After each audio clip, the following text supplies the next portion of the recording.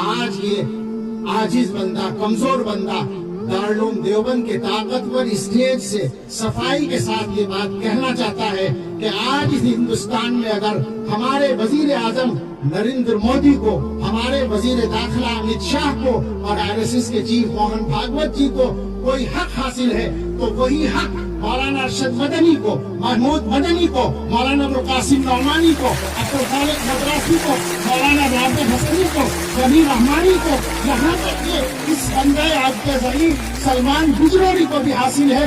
और हिंदुस्तान में कश्मीर से लेकर कन्याकुमारी तक हर गांव के रहने वाले हर अब्दुल्ला और अब्दुल रहमान को हासिल है और उनको इस हक को छीन नहीं सकता। अल्लाह हमारे इस मुल्क की हिफाजत करता है। तकबीर, तकबीर, उलमाए देवबंद, उलमाए देवबंद।